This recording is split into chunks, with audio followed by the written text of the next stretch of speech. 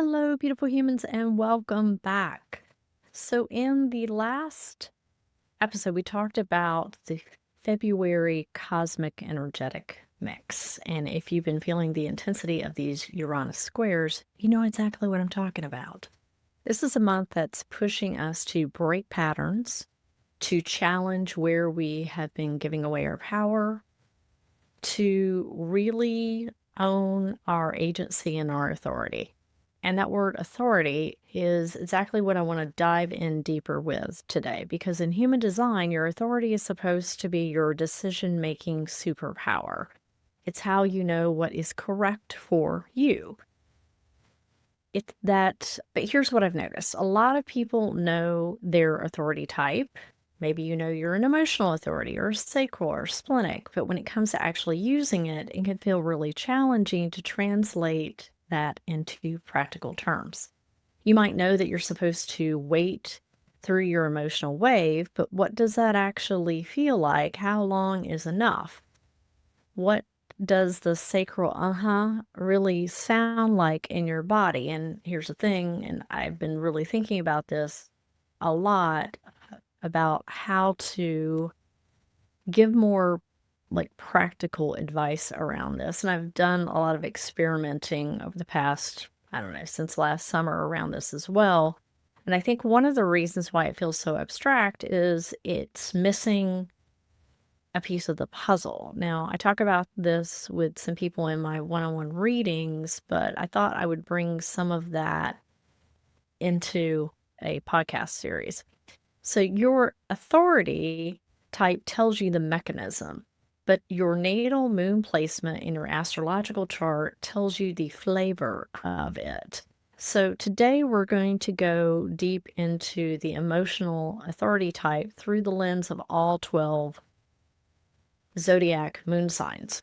Because someone with emotional authority in an Aries moon is going to experience that wave very differently than someone with, say, a Pisces moon. Now, if you have one of the other authority types, don't worry, I've got you. This is a series. I'm going to be dropping episodes over the next week to cover them all in a little bit of rapid succession so that everyone has what they need this month. And like I said, this month with all this Uranus energy demanding that we step into our power and stop looking outside of ourselves for answers, this is really a perfect time to get very specific about how your authority actually works within you. Not just the textbook version, like your version. So this may help you experiment with it a little differently, a little deeper. So let's get into it. So let's start with the emotional authority. It's the most common authority type. It shows up in about 47-50% of the population. If you have emotional authority, it means that your solar plexus center is defined, and this becomes your inner compass for decision making. The key principle here is there's no truth in the now. Your emotions move in waves, and they're highs and lows and peaks and valleys, and you need to wait out that entire wave before you can access clarity. This isn't about being indecisive or overthinking. It's about honoring that your emotional body needs time to show you what is true for you. And the invitation is to ride the wave without making decisions from peak excitement or the valley of doubt. When you wait long enough, you eventually land into a place of clarity. And it's not emotional flatness per se, but it's a knowing that remains consistent regardless. And this is where it gets a little bit interesting, because your moon placement in astrology represents your emotional body, your inner world, your instinctive reactions, and your emotional needs. It's how you feel, it's how you process emotions, and what makes you feel safe and nourished. And so when we layer your moon sign onto your emotional authority, we're essentially looking at the texture and rhythm of your emotional wave. So two people can have emotional authority, but one has Aries moon and the other has Taurus moon. Their waves are going to move differently. They're going to move at different speeds, different intensities, different needs for processing. So understanding your moon sign gives you a nuance you need to actually work with your emotional authority in a more practical way. It helps answers questions like, how long do I need to actually wait? What does my wave feel like when it's moving? What supports me in writing it out without making premature decisions? Now, if you do not know what your astrological natal moon is, then you can go to astro.com or astroseek.com, put in your birth chart information, and it will come up. And I also tend to like to use whole sign house placements. Emotional authority with an Aries moon. If you've got this particular placement, you've got one of the most, shall we say, impatient combinations possible. And that's not a criticism, that's just the truth of it. Your Aries moon wants immediate emotional expression and resolution. But your more emotional authority is asking you to slow your roll. And it can feel like torture at times, I'm sure. The challenge is that your emotional wave moves fast and hot. You can go from 0 to intense in seconds, and that initial spike of emotion feels so true in the moment. It's so urgent that every fiber of your being just wants to act on it right now. The problem is the first hit is almost never your entire clarity. It might be clarity, it just might not be all of it. And it's your Aries moon's instinctive reaction. And because it feels so certain, you may mistake it for authority and make premature decisions. Now, the gift of that is when you learn to work with this combination, you become incredibly decisive. Your wave might move quickly, but it's also super clear. And you don't need weeks or months or like some other moon signs. Your clarity comes in days, sometimes 24, 48 hours, could come in 6 hours. And when you know, and you can move forward with courage and convictions. Now, here's some practical tips for this particular placement. Think about building in a mandatory waiting period. Tell yourself, I will not act on any decision for at least 24 hours, no matter how certain I feel. Just experiment with that and see what happens with that. And that gives your initial fire time to either burn out or temper into something a little bit more solid. To channel the heat physically. If a big wave hits, move your body, run, dance, do something that lets that Aries energy move through you rather than building up as pressure inside to decide now. Number 3, notice the difference between reaction and response. Your first emotional hit is a reaction. It's fast, it's hot, it's protective, sometimes it's assertive. Your clarity is a response. It might still have fire, probably does still have fire, but it's sustained rather than explosive. Number 4, ask, am I angry or am I clear? Aries moon can confuse anger or frustration with conviction. Real clarity from your emotional authority doesn't need anger to fuel it. It can just stand on its own.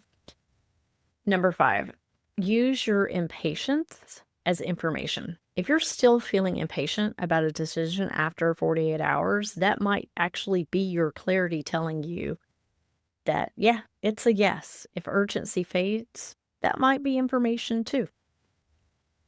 So next we move on to Taurus moon. If you have emotional authority with the Taurus moon, your emotional wave moves more. It can move more like molasses in comparison to an Aries. It's slow, it's steady, it's deeply rooted in your body. Where other moon signs might have dramatic peaks and valleys, yours may feel more like rolling hills. The challenge is that this can make it hard to recognize when you're in a wave at all at times. So the challenge is Taurus moon wants stability, wants comfort. So you might unconsciously resist the wave itself. You don't like emotional turbulence. So you might try to plant your feet and tell yourself you've already decided when you're really trying to just make the discomfort of uncertainty stop. You can also get really stubborn about staying in your process longer than necessary because the change feels threatening, even when clarity has already arrived. Now, the gift in this is your emotional authority has roots. Like when you finally reach clarity, it's unshakable. You're not going to waffle. You're not going to second guess yourself because your knowing is like body deep. And you also have patience that the other moon signs don't necessarily have. You can truly wait without feeling like it's agony. Your decisions, once made, they have longevity, they have staying power. So, practical tips for you are pay attention to your body, not just your feelings. Your Taurus moon processes emotions somatically, and tension in your jaw, tightness in your shoulders, heaviness in your gut are all part of your emotional wave. Track the physical sensations as much as the feelings. Number two, create sensory rituals for your processing. Walk the same path every day while waiting through a decision. Drink tea from the same mug. Your Taurus moon finds clarity through repetition and sensory consistency. It helps you notice when something shifts. Number three, beware of comfortable clarity. Just because something feels familiar or safe doesn't mean it's correct for you. Real clarity feels settled. It's not just comfortable. There's a difference there. And as you experiment, that's something that you'll notice. Number four, give yourself a long runway. You need a little bit more time than most moon signs. So think, what somebody else might be able to do in 2 days, it might take you a week. And that's cool. Your slow process is your superpower, it's not a flaw. And test decisions through your senses is my last one. Like, imagine that you've said yes. How does your body feel? Now imagine if you said no. How does your body feel? Your Taurus moon is going to give you more body-based feedback that's more reliable than just mental analysis. Now let's move on to emotional authority with Gemini moon. If you have this placement, your emotional wave doesn't move in one direction. It sort of just does it scatters a bit. You've got multiple emotional threads happening simultaneously, and your Gemini moon wants to analyze, discuss, and rationalize every single one of them. And this creates this unique challenge. Like, how do you walk through a wave when your emotions won't stay, like, they won't sit still long enough for you to track? The Gemini moon is constantly narrating your emotional experience, which can create confusion about what you're actually feeling versus what you're thinking about your feelings. So it's like a little bit of a rabbit hole there. You might talk to yourself in or out of clarity before you've actually reached it. You also get bored easy. So the waiting period can feel a little tedious, perhaps, and you might make a decision just to have something new to think about. And the gift is once you learn to work with this combination, you become really brilliant at articulating your emotional authority. You can name nuances that other people miss. You're also much more adaptable in the wave. You don't get stuck in one emotional state because your Gemini moon keeps the energy moving. And when clarity comes, you can communicate it clearly and help others understand like their own authority as well. So, practical tips, you might want to voice note your wave through the wave. Your Gemini moon processes through talking, but you don't want to decide through conversation. That's self projected authority. Instead, recording voice memos to yourself may be helpful. Say everything that you're feeling without editing. Play them back and see if you're noticing some patterns. Number two, separate thinking from feeling, which I know is going to be hard. But when you catch yourself spiraling mentally, ask, like, what am I feeling underneath these thoughts? Drop down from your head and to your body. Your emotional authority lives below that mental chatter. Number three, you gotta embrace the zigzag because that's just the way it is. Your wave doesn't move in clean arcs, it jumps around a bit, and that's okay. You're not looking for a linear process, a linear progression from a no to a yes. You're looking for when all the scattered threads start pointing in the same direction. Number four, give yourself multiple data points. Check in with yourself about the decision at different times of day, for instance, in different moods, in different environments. Your Gemini moon needs variety to see what's consistent for it. And then number 5, beware of clarity through debate.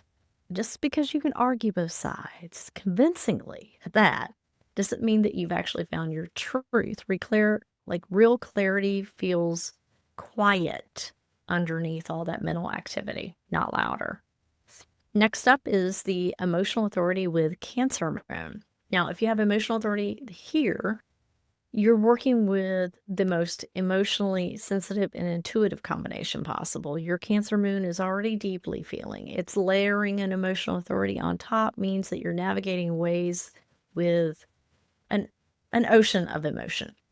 You don't just feel your emotions, you feel everything and everyone around you, and separating from what's yours, from what you've absorbed, becomes crucial. So that's part of the challenge, is that Cancer Moon craves emotional security. So uncertainty feels very threatening. You may try to rush to a decision to feel safe again, or you might retreat into your shell. Get it? Cancer, crab, and avoid the decision altogether because of the vulnerability of not knowing. It feels unbearable. And you can also confuse emotional reactivity, especially around family, home, or past wounds, with emotional authority clarity.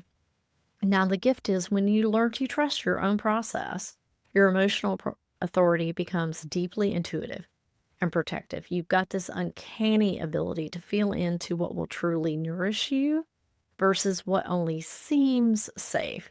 Your decisions are always in service of what generally supports your well being and the well being of those who you care about. And you make choices from the heart, not just from fear. Now, some of the practical tips here are: create a safe container for your wave. Your Cancer Moon needs to feel protected while processing, and this may mean taking time alone in your home, wrapping yourself up in your favorite blanket, being near water, giving yourself permission to retreat without guilt, because Cancer Moon, I feel like, is one of the most guilt-ridden natal moon signs. Number 2, distinguish between nostalgia and clarity. Cancer Moon can pull you towards what's familiar and what reminds you of the past. And just because something feels like home doesn't mean it's correct. Ask, am I being called forward or am I being pulled backward? And then moon track your decisions. I mean, your Cancer Moon is ruled by the actual moon, so your emotional waves can sync with lunar cycles. And notice if your clarity comes during certain moon phases, and that can give you a predictable rhythm.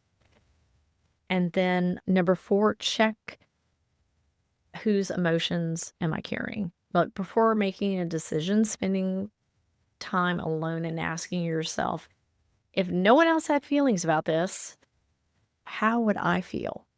Your Cancer Moon absorbs emotional atmospheres. So you need to clear that field so that you can make sure that it's just you, like, weighing into the situation. And number 5, trust your gut heart connection. Your emotional authority with Cancer Moon isn't just feeling, it's a visceral knowing that comes through your chest and belly, even if your sacral isn't even if your sacral is not defined. When something's correct, your whole body softens. When it's not correct, it contracts. So let's move on to emotional authority with Leo Moon. This placement has a little bit of drama. Come on, it's Leo.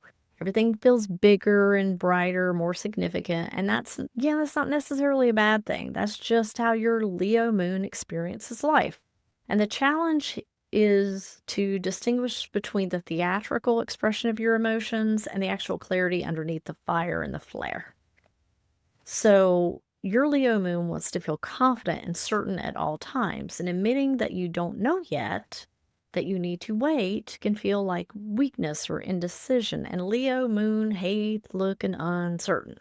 So you may feel like you've got to perform certainty before you've actually reached it, declaring your decision with conviction before it actually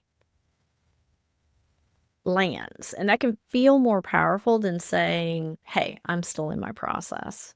You can also get attached to decisions that make you look good and feel special rather than what's genuinely good for you. But the gift with this placement is when you work with this combination authentically, your emotional authority becomes really radiant and inspiring. You don't just make decisions, you embody them with your whole heart. And once you've waded through your wave and you've reached genuine clarity, your conviction is magnetic. And you have the courage to make bold choices and stand by them, and your certainty empowers others to trust their own authority as well. So some practical tips here are: let yourself be dramatic in private. Your Leo moon needs to express the wave, however that looks for you. It's crying or raging or celebrating, whatever it is, but do it alone with trust or with trusted people, not as a public performance. This helps you feel the emotions without getting attached to the story you're telling about them.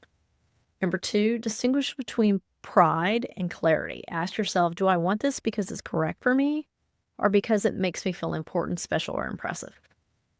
And there is nothing wrong with wanting to shine, but your emotional authority needs to confirm it's the right stage first. Now, number 3, notice when you're performing certainty.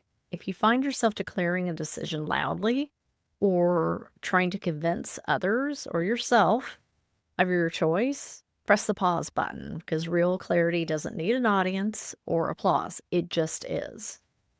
Number 4, honor your need for celebration. When you do reach clarity, celebrate it. Your Leo moon needs to mark the moment. This isn't frivolous. It helps you anchor the decision and commit to it fully. And then number 5, use generosity as a test. Leo moon is naturally giving.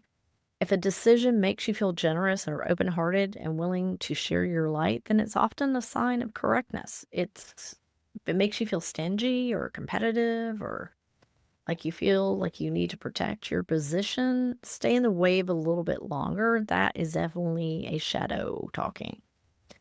So let's move on to the Virgo moon. If you have emotional authority here, you're trying to bring order to something that's inherently messy and nonlinear. And that's the entire challenge.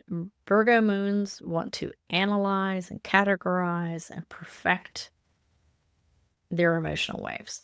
But emotions don't follow logic. You may find yourself making spreadsheets about your feelings when you really just need to feel your feelings. And the challenge is the Virgo moon thinks if you could just figure out the right way to process your emotions, you'll reach clarity faster. So you overthink, you self-critique, you try to troubleshoot your own wave like it's a problem to solve. And you might also judge yourself harshly for being emotional at all, saying some people think it's seeing it as inefficient or messy, and this creates this loop where you're analyzing your feelings instead of experiencing them, which actually delays your clarity. Now, the gift is when you learn to surrender the need for perfection, your emotional authority becomes incredibly discerning. You notice subtle shifts and patterns others miss. Your Virgo moon's attention to detail means that you can track your wave with precision. You know exactly what day 3 feels like versus day 7. You make thoughtful, refined decisions that account for the practical realities while still honoring the emotional truth. Now, some practical tips here are: track without judging.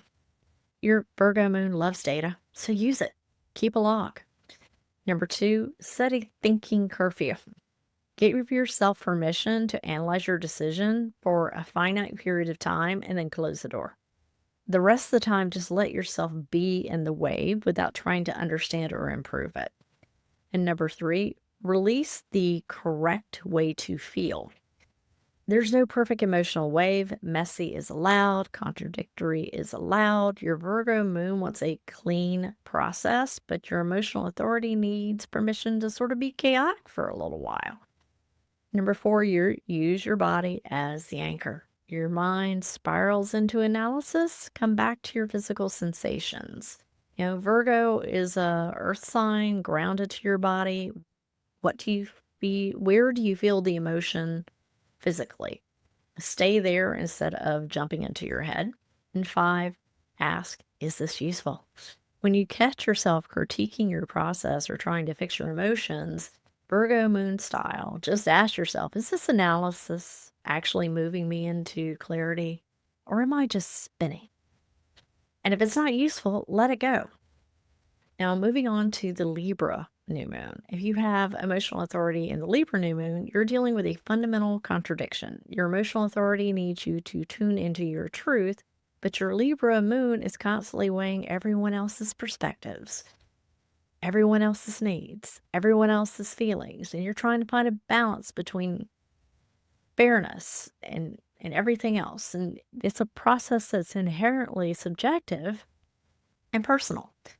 And the question becomes, whose wave are you actually riding? So the challenge is your moon wants harmony and hates conflict. So you might unconsciously shape your emotional wave to accommodate others. You convince yourself that you're waiting for clarity when really you're just waiting to see what everyone else wants so that you can find the fair middle ground. And you might swing back and forth endlessly because your Libra moon can genuinely see merit in both options or 3 options or 5 options, making it hard to land on your truth when all these sides seem equally valid. Now, the gift is when you learn how to prioritize your own emotional authority first, you become masterful at making decisions that genuinely serve relationship and balance, not false peace. Your Libra moon's ability to see multiple perspectives becomes a true asset after you have found your clarity, because it helps you communicate your decision with grace, with diplomacy, with discernment. Like, you can make choices that honor both your truth and your connections without having to sacrifice one or the other. So some practical tips. Number 1, make it a solo journey. When you're in your wave, minimize the input from others. Your Libra moon will unconsciously adjust to their energy and their opinions, and you need space to feel what's true for you before you factor in the relationship dynamics. Number 2, notice people pleasing masquerading as clarity. Ask yourself, if no one would be disappointed or upset or inconvenienced by my decision, what would I choose? Your emotional authority can't serve harmony first. It has to serve your truth first. Number 3, embrace the discomfort of choosing. Libra moons want both options or the perfect compromise, but emotional authority requires commitment to one path. Get comfortable with choosing means disappointing someone and maybe even yourself in some way. Number 4, use a mirror as practice. Literally talk to yourself in a mirror while processing a decision. Your Libra moon processes decision through relationship and reflection, so making yourself the relationship while you're waiting the wave helps you stay centered in your own authority. And number 5, test does this feel like peace or does this feel like appeasement? Real clarity creates inner peace, even if it creates outer tension. Appeasement comes from creating outer peace, but inner unrest. And you got to know the difference there. So then we're going to move on to the Scorpio new moon. If you've got Scorpio placement, you're working with the deepest, most intense emotional combination possible, I think. Scorpio moon doesn't do surface level anything. Every emotion goes way down to the root, to the shadow, to the truth, underneath the truth, to the depths of the ocean. Your emotional wave isn't really a gentle rise and fall. It's a descent into the underworld and back. Like, it feels more like that for major decisions. I'm not saying that every decision's like that. The challenge is the Scorpio moon wants control over emotions and can see vulnerability as a weakness. So you might try to force clarity, manipulate your own wave, make decisions from a place of emotional intensity that feels powerful but isn't actual clarity. You can also get stuck in the depths, obsessing and spiraling and replaying scenarios because your Scorpio moon doesn't want to surface until it's extracted every bit of meaning. And this can extend the wave longer than necessary. And the gift is when you surrender to the process, your emotional authority becomes transformational because you don't just make decisions, you alchemize. Like you really transform them. The Scorpio moon's ability to sit with intensity and discomfort and shadow means that you reach a level of clarity that is like soul deep. You're not afraid to make decisions that require like almost a total death and rebirth at times. Your decisions have power because they come from a place of complete honesty with yourself. And again, it sounded a little bit more dramatic than it needed to be, but with Scorpio moon placements, there's a level of depth there that these are the people that can blow up their lives in a few moments and think none of it to do it, right? But I think that, and again, not every decision needs that level of intensity. But practical tips here. Number one, let yourself go to the depths, but set a timer. Like it needs to, the moon needs to investigate every emotional layer, and that's valid, but give yourself some boundaries. I'll sit with this intensity for 30 minutes and then I'll come up from there. Because this will prevent you from spiraling. It'll prevent you from staying in the underworld. Number two, distinguish the difference between intensity and clarity. Just because an emotion is overwhelming doesn't mean it's your truth. Scorpio moons can mistake the power of a feeling for correctness, and real clarity might actually feel quiet and still after the storm passes. And third, release the need to understand why. Scorpio moons tend to want to excavate the psychological roots of every feeling. And the fact of the matter is, your emotional authority just needs you to feel the wave, not overanalyze it. And sometimes you don't need to know why. You just need to know what's true, or you need to feel what's true. Number four, trust the death rebirth cycle. Like your wave at times, depending on what decision that you're in, may feel like someone's dying, like an old identity, a relationship, a version of yourself. That's part of the process. Don't make decisions from the fear of that death. Wait till you've moved through it and see what wants to come out of that. And number five, use your lie detector. Scorpio moons know when when you're lying to yourself. You're also really good about knowing when other people are lying to you. If you're trying to convince yourself of a decision and you feel the resistance and manipulation in your own energy, that's not clarity. Clarity feels like more like almost like a surrender for a Scorpio moon versus force.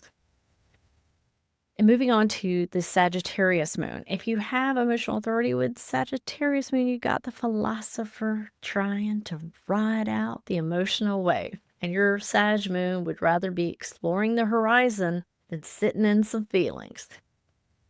You're asked to wait and feel. And I know the Sag moon wants freedom and adventure and to see what else is out there. And the challenge is to stay present when you're to your wave, when everything else wants you to keep moving. And Sag moon gets really restless in the waiting period. You may feel like you want to make premature decisions just to feel free again, or convince yourself that following your excitement is your authority, when you're really just avoiding the discomfort of not knowing yet. And you can bypass your emotions entirely by spouting off some philosophy or spiritualize them. Like Sag moons are really good about spiritual bypass and turning feelings into abstract concepts rather than actually feeling them. Everything happens for a reason. Becomes a way to skip the wave, and that is not going to work. So the gift is when you learn to stay with your process, your emotional authority becomes visionary. You don't just make decisions, you make choices that open up new possibilities and align with your truth. Your Sag Moon's optimism and faith can help you trust the wave rather than fear it. Your Sag, so you're able to make bold, expansive decisions because you genuinely felt into whether they were correct, not just exciting. And your clarity has both the wisdom and the adventure in it. So, practical tips are move through your wave, literally. Sag Moon's process while moving, walk, hike, travel if possible. You don't have to sit to feel your emotions. Let your body move while that emotional wave unfolds. Motion can actually help you access clarity. Number 2, distinguish between excited and clear. Sag Moons light up at new possibilities, but excitement isn't the same as clear. Am I still excited about this on day 5? Day 7, real clarity sustains beyond the initial spark. Number 3, let yourself explore options without committing. Your Sag Moon needs to see the whole landscape, research, imagine, play with different scenarios, but don't confuse exploration with decision making. You've gathered information. That's what you're doing. You're gathering information for your emotional authority to process. Number 4, as I mentioned earlier, beware of the spiritual bypassing. Trust the universe, or it's all meant to be, can be ways to actually avoid your actual feelings. Your emotional authority needs to feel the disappointment, the fear, the doubt, not to transcend it prematurely. And number 5, use your truth seeking. When you reach clarity, it'll feel like truth, not just belief or hope, but something you'd like bet your freedom on. Sag Moon knows the difference between wishful thinking and genuinely knowing. Now let's move on to the Capricorn Moon. If you have emotional authority here, you're working with one of the most controlled structural emotional placements, trying to navigate something that's inherently uncontrollable. So your Cap Moon wants to manage your emotions efficiently, perhaps schedule the wave, and definitely not letting those feelings interfere with productivity or responsibility. But your emotional authority demands that you actually feel your way to clarity, not think or discipline your way there. And the challenge is your Cap Moon sees emotion as something to be handled, not honored. So you might try to power through your wave, telling yourself you don't have time for this, or the feelings are inconvenient. You can also mistake emotional numbness or shutdown for clarity. If you've successfully suppressed the wave, the flatness may feel like you figured it out when actually you've just gone underground, and that will pop up later. Trust me. You may make decisions based on what's practical and responsible versus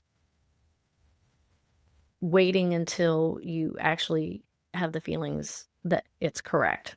Now, the gift is when you give yourself permission to feel, your emotional authority becomes incredibly trustworthy and grounded, like really grounded, because your decisions have both emotional integrity and practical wisdom. Caps Moon's patience and long term thinking means that you're willing to wait out as long as it takes to get that real clarity. You're not impulsive. Once you commit, you build on that decision with incredible discipline and follow through, and your choices have a lot more staying power. Practical tips here: schedule time to feel. I know this sounds ridiculous, but your Cap Moon responds to structure. Block 20 minutes out just to be with those emotions about a decision, especially if it's a big one. Treat it like it's a non negotiable meeting with yourself. Number 2, release the right decision pressure.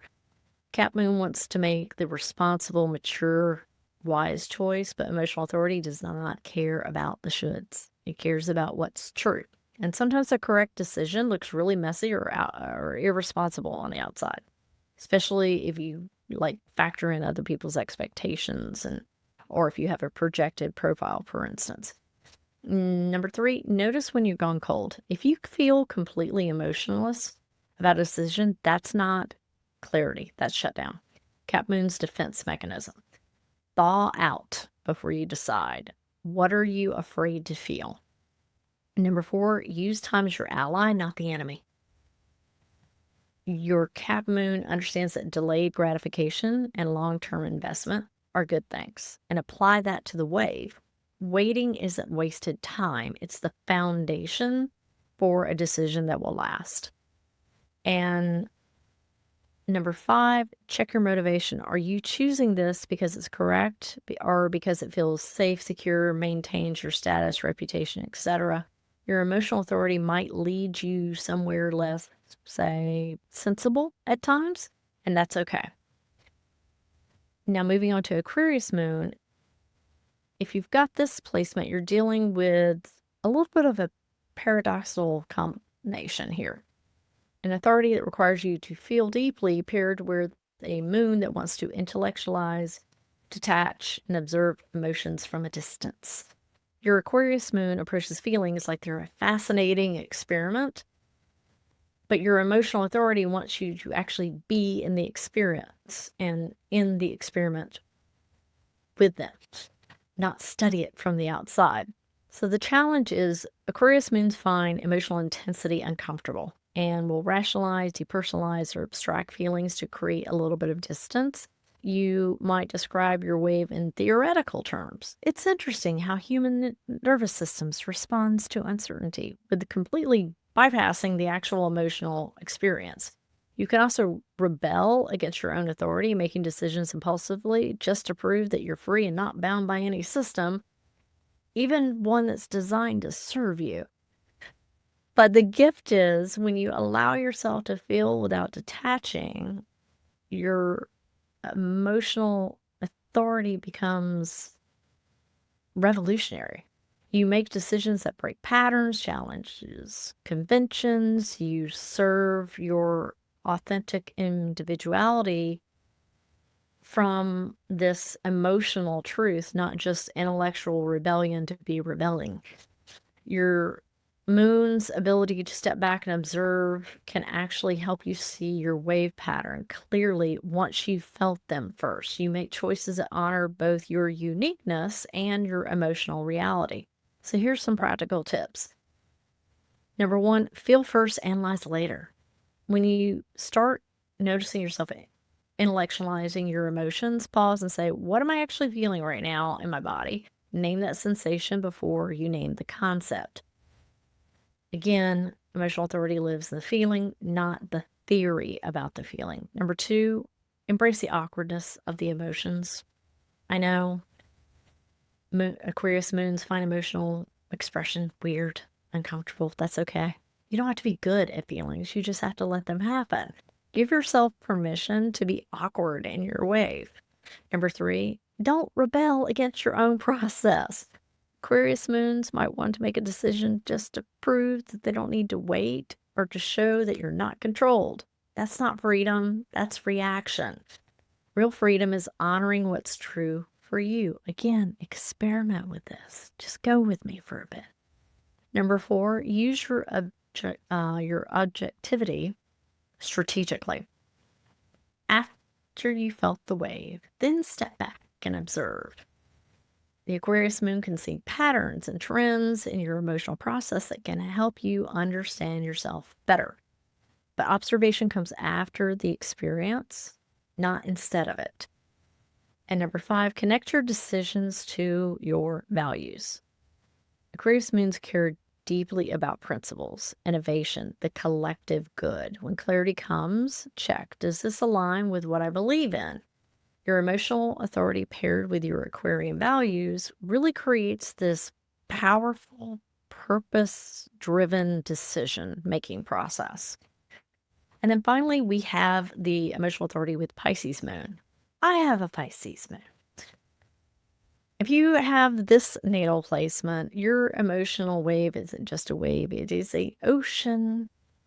It's a deep, deep ocean. You're dealing with the classic emotional authority need to wait for clarity over time, but your Pisces moon adds to this extra layer of permeability.